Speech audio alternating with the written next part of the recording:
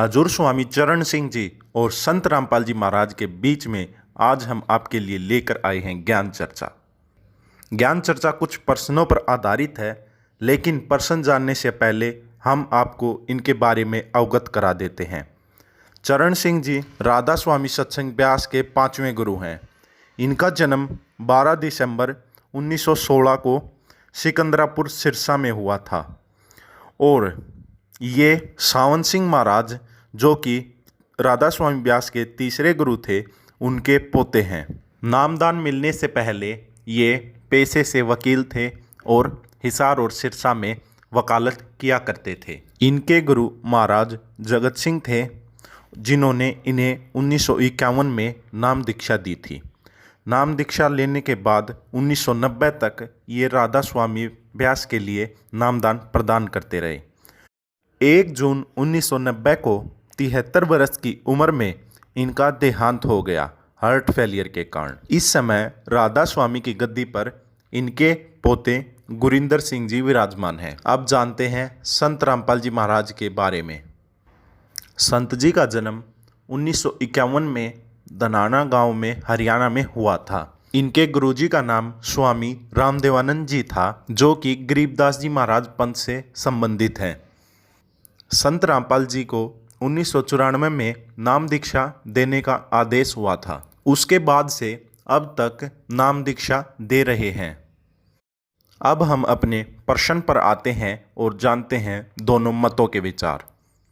आध्यात्मिक ज्ञान चर्चा जिन प्रश्नों पर आधारित है वे हैं: सतनाम क्या है, शब्द क्या है और शब्द की धुन और त्रिकुटी किसे कहते हैं। ये ज्ञान चर्चा को आगे बढ़ाते हैं और जानते हैं हजूर महाराज चरण सिंह जी के विचार। इनके विचार 1975 और 1990 के इनके सत्संगों की DVD से लिए गए हैं। देखिए महाराज चरण सिंह जी के विचार। स्वामी जी कहते ये कौम थोड़ी कौम नहीं है, मजहब थोड़ा मजहब नहीं है, मुल्क थोड़ा मुल्क नहीं है। थोड़ी कौम सतनाम है, थोड़ा मजहब मालिक दा इश्क है और थोड़ा जिहड़ा देश है वो सचखंड है। इस वास्ते थानू इधरों मन नू कढ़ना चाहिए है, मालिक दी भगती करके मालिक नाल मिलाप करना चाहिए है। असी शरीर दे अंदरों वो सच्चे शब्द की खोज करनी है, सच्चे नाम की खोज करनी है। वो किहड़ी जगह है, वो हर एक दे इत्थे अखां पिछे दिन रात तुनकारा दे रहा है। वो चोरा अंदर भी है, ठग्गा अंदर भी है, साधु संता महात्मा अंदर भी है, जिथे किसी कौम का मजहब का मुल्क का सवाल ही पैदा नहीं हो सकता।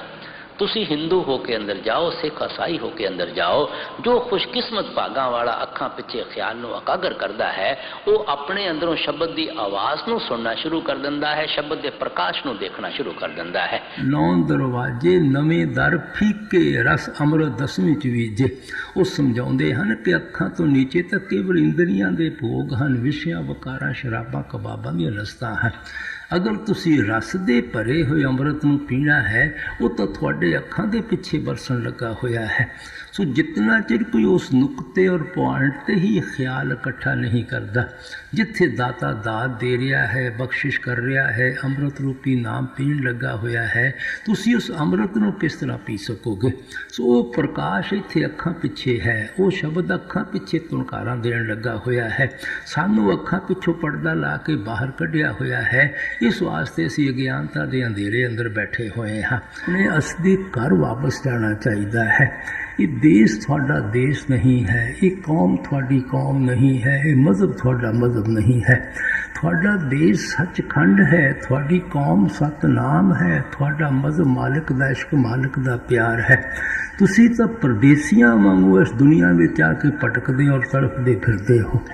तुसी किसी महात्मा की बाणी पढ़ के देखो, हर एक महात्मा दे शब्द पत्रा पत्रा तुक तुक उस नाम की महिमा करता है।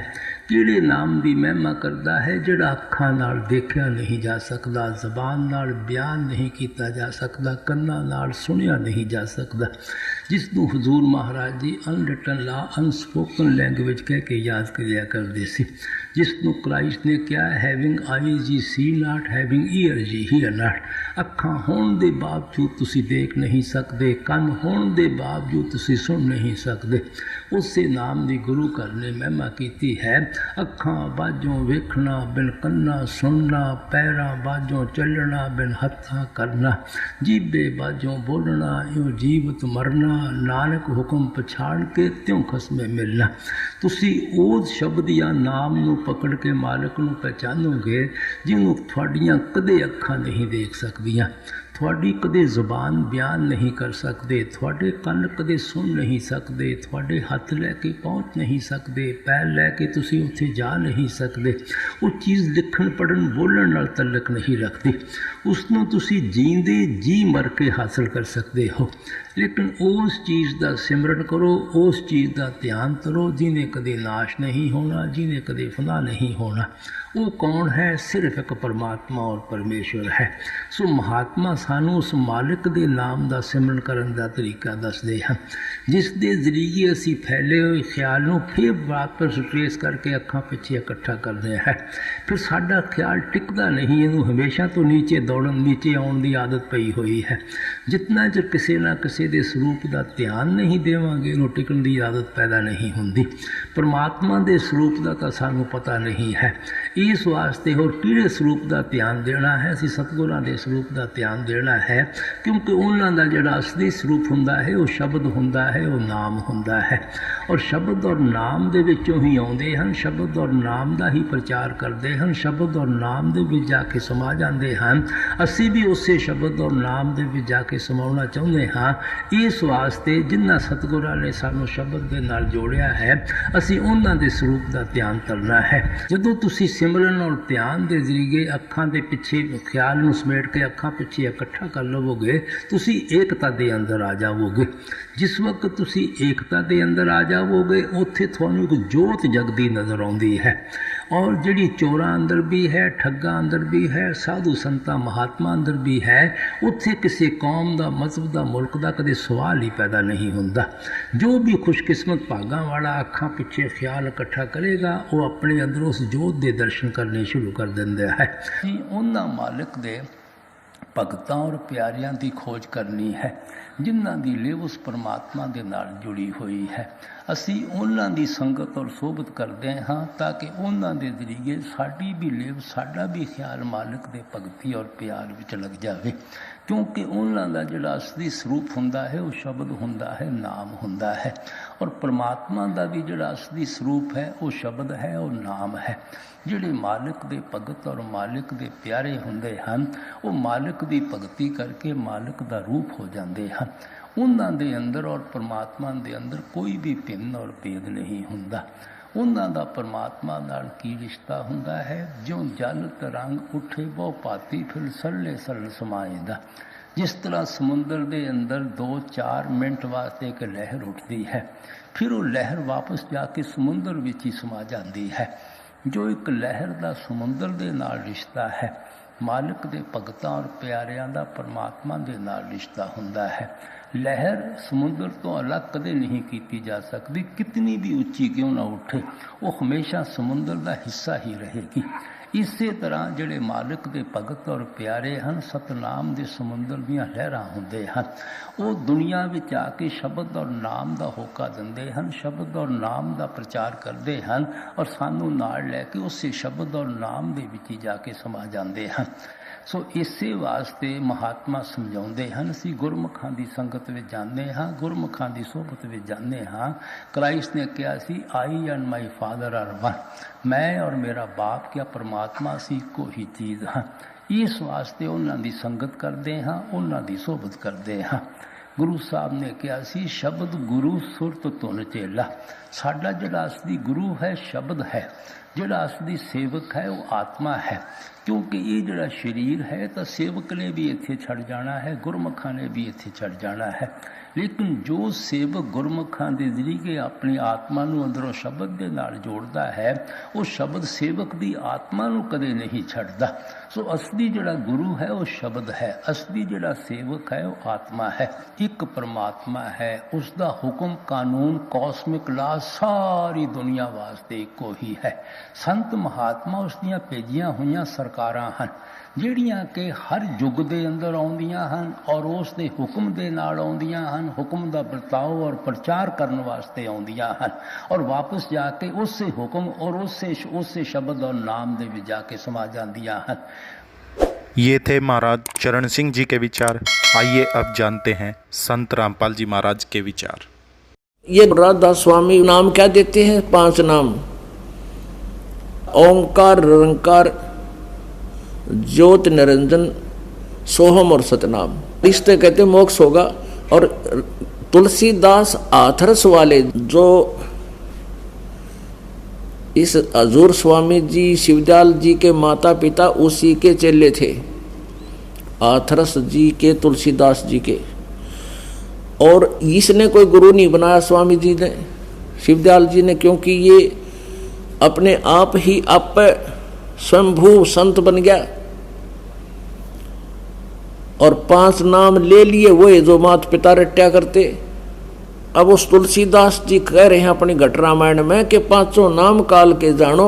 ये देखिएगा घट रामायण, ये तुलसी साहेब हाथरस वाले की भाग 1, ये है वेलविडियर प्रिंटिंग वर्क्स इलाहाबाद से छपी है। घट रामायण भाग 1 सतगुरु तुलसी साहेब हाथरस वाले की रची हुई। यह ग्रंथ 2 प्रमाणिक लिपियों का मिलान करके बड़ी शुद्धता से 2 भागों में पूरा छपा गया, जीवन चरित्र संक्षिप्त सहित। अब इसके ये प्रश्न नंबर 27 पर है, भेद पिंड और ब्रह्मांड का। अंतर गुफा तहाँ चल जाऊं जहाँ साहिब के दर्शन पाऊं, 5 नाम जीव जब भाखा और 6वां नाम गुप्त कर रखा। 5 नाम काल के जानो तब दानी मन शंका आनो। निर्गुण निराकार निर्वाणी धर्म राय ये 5 बखानी। जीव नाम निज कह विचारी जान बूझ दानी झक मारी।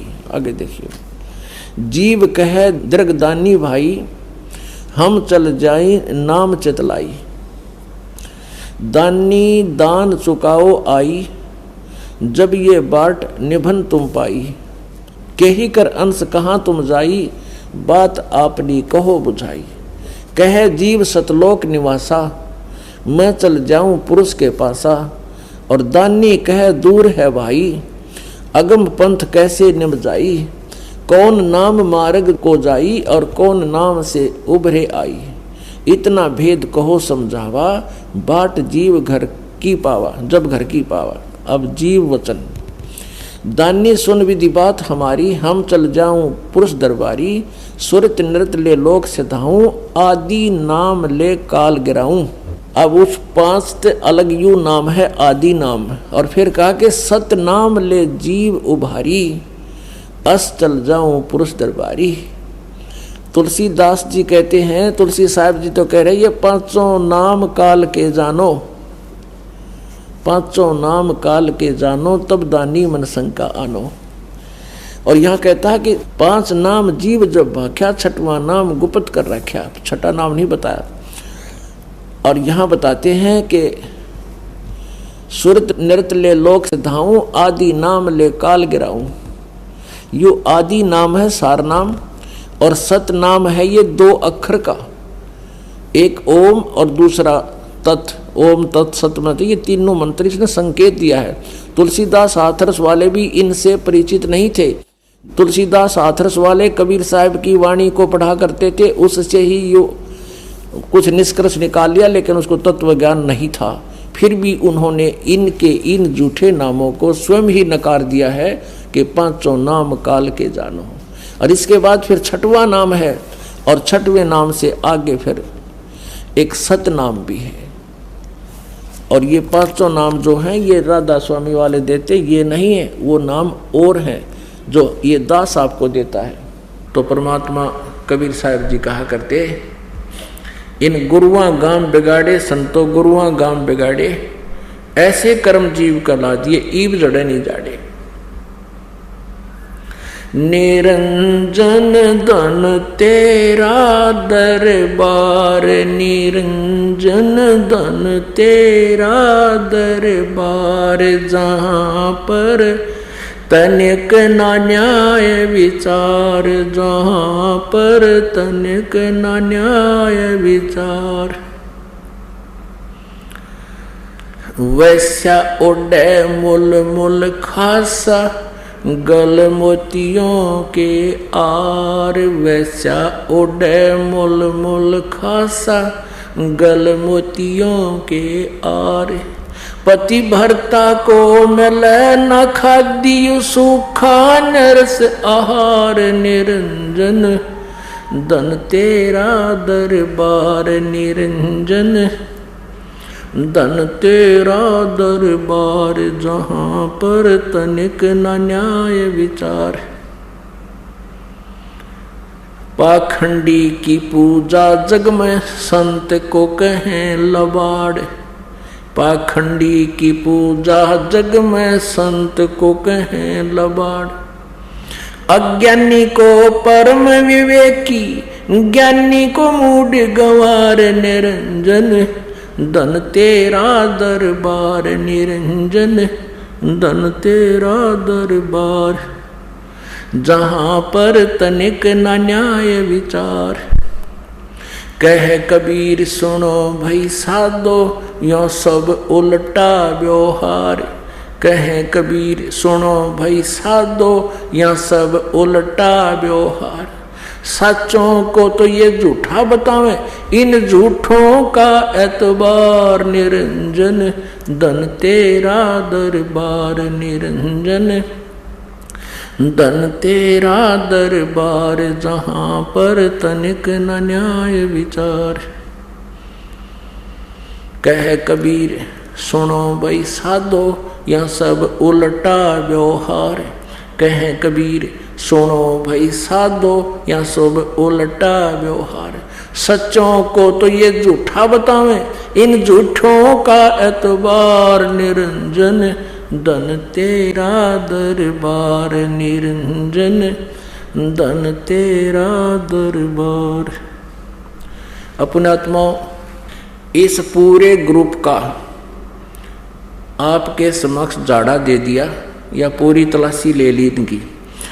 अब शिवजाल जी से ये राधा स्वामी पंथ चला मानते हैं। वो खुद कहता है मेरा तो सतनाम और अनामी का था। सतनाम के बारे में शिवजाल जी के विचार आपने पढ़ लिए।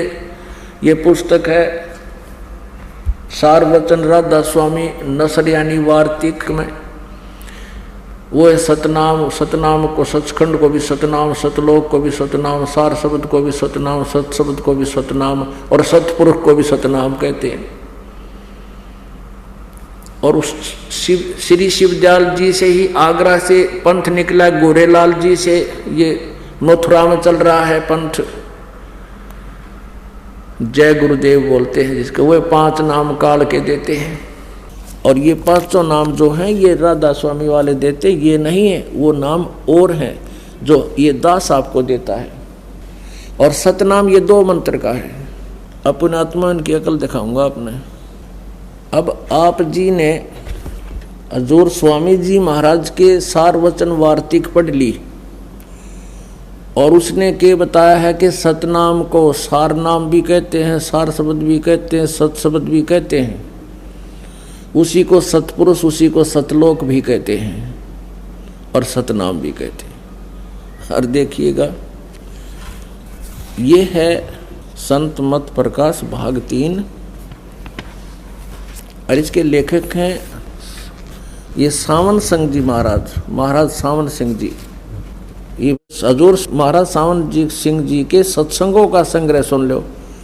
राधा स्वामी व्यास और प्रकाशक हैं जगदीश चंद्र सेठी, सेक्रेटरी राधा स्वामी सत्संग व्यास, डेरा बाबा जयमल सिंह, पंजाब। ये printed in India by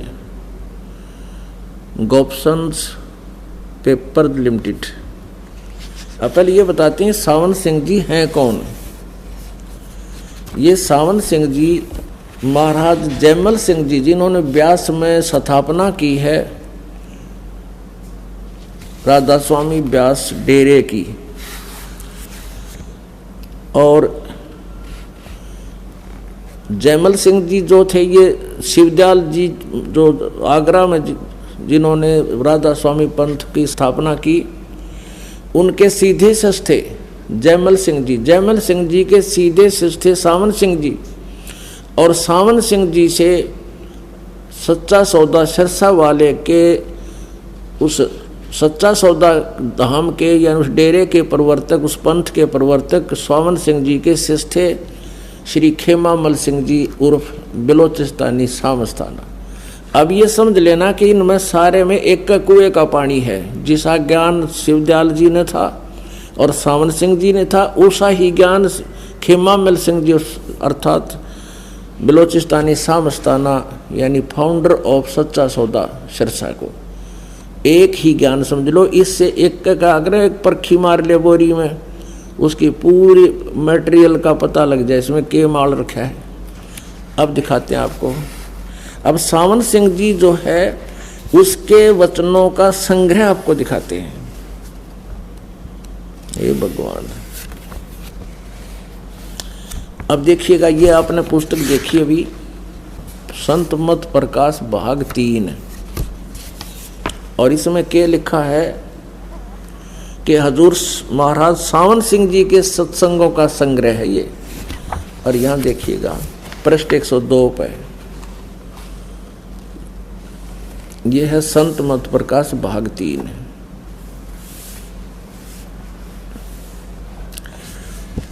सतपुरुष Satnam कहाई, सतलोक निज पाया जाई। ये वाणी है हजूर स्वामी शिवदयाल जी की, और इसका अनुवाद कर रहे हैं कौन? सावन सिंह जी। सतपुरुष सतनाम कहाई और सतलोक जिन पाया आई। देखियो रे, सचखंड या सतनाम, सचखंड या सतनाम ये चौथा लोक है, और सभी के अंदर है, हमारे अंदर है यूं।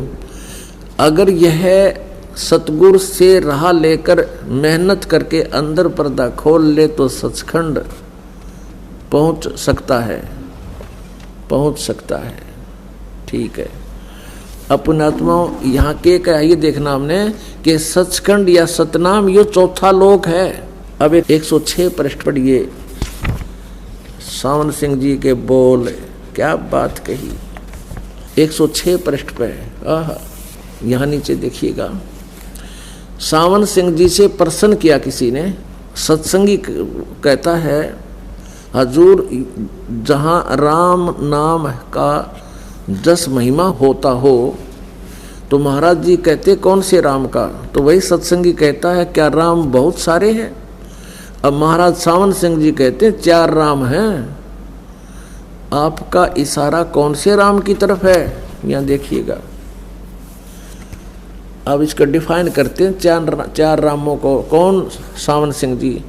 वही सत्संगी हजूर चारों रामों को खोल कर बताइए। हजूर स्वामी जी खोल कर बताने लगे। कबीर परमेश्वर की वाणी है या इन्हें खोलनी भी ना आई। एक राम दशरथ घर डोला, एक राम घट घट में बोला, एक राम का सकल पसारा, एक राम त्रिभुवन से न्यारा। अब यहाँ इसको डिफाइन किया है कि पहला राम महाराज दशरथ के बेटे जो त्रेता युग में हुए अवतार थे, आए और अपनी ड्यूटी अदा करके चले गए। लेकिन अब हमें नहीं मिल सकते, हमारा काम नहीं कर सकते। दूसरा राम मन है जो घट घट में व्यापक है। तीसरा राम ब्रह्म है जो सारी त्रिलोकी को पैदा करता है और पालता है और नाश करता है। और चौथा राम सतनाम है, ये असली राम है। अरे जय हो सावन सिंह जी। इब्न होगा चौथा राम सतनाम है, ये असली राम है।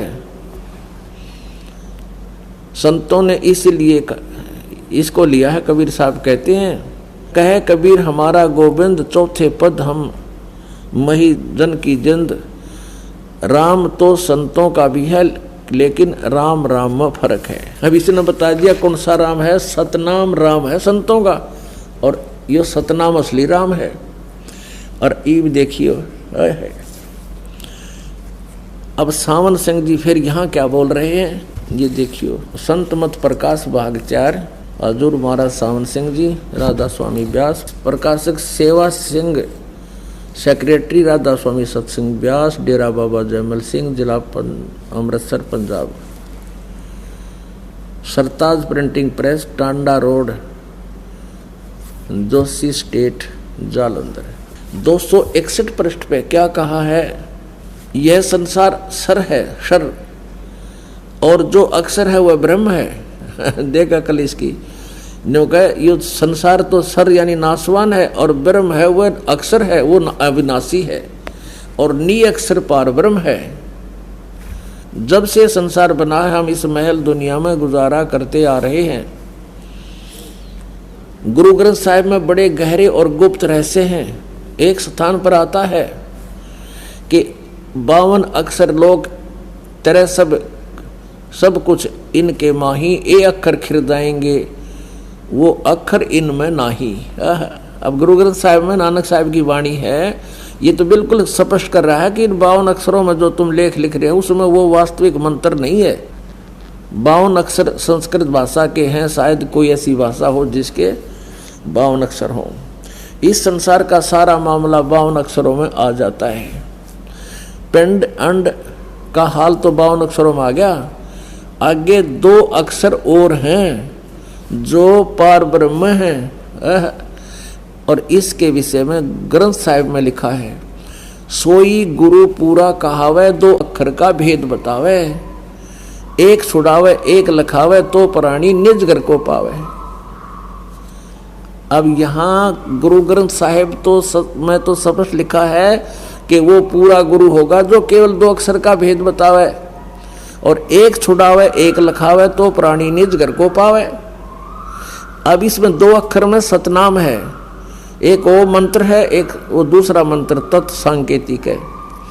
ओम मंत्र का जाप हम ब्रह्म को दे देंगे, ब्रह्म का ही हमें छोड़ देगा, हम इसके काल से छूट जाएंगे। गीता जी अध्याय नंबर 18 के श्लोक नंबर 66 में कहा है कि सर्वधर्मान परित्यज माम एकम शरणम व्रज, मेरे सतर की सब पूजा मुझे छोड़ दे, तू उसके शरण में जा।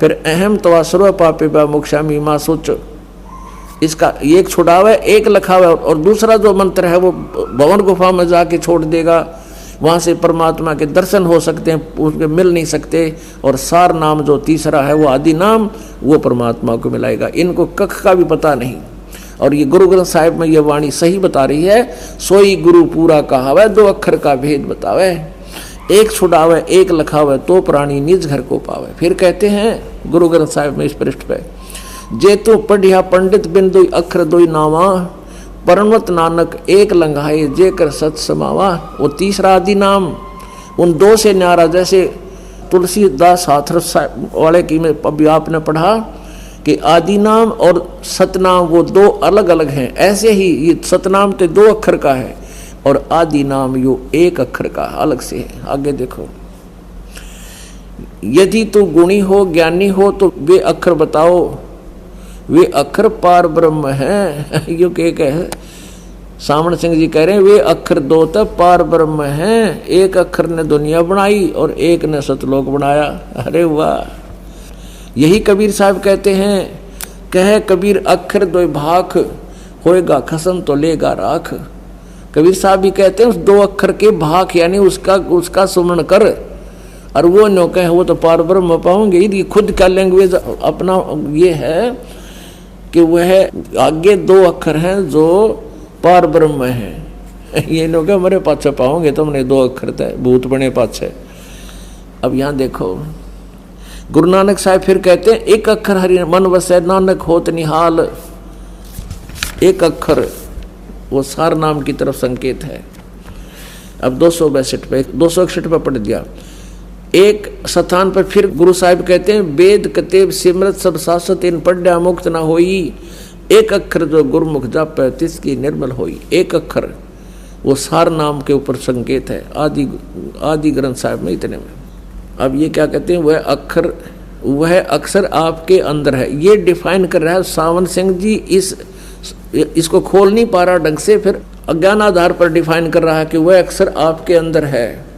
और पार ब्रह्म जाके मिलेंगे, हमारे पाछे मिलेगा वो अक्षर है। और ये तो खुद कहते हैं एक अक्षर जो गुरुमुख जापे, गुरु ग्रंथ साहिब गुरु जी तो कह रहे हैं कि वो जाप करना एक अक्षर, और ये अज्ञानी कह रहा है वो तो आपके अंदर है, पार ब्रह्म मिलेगा।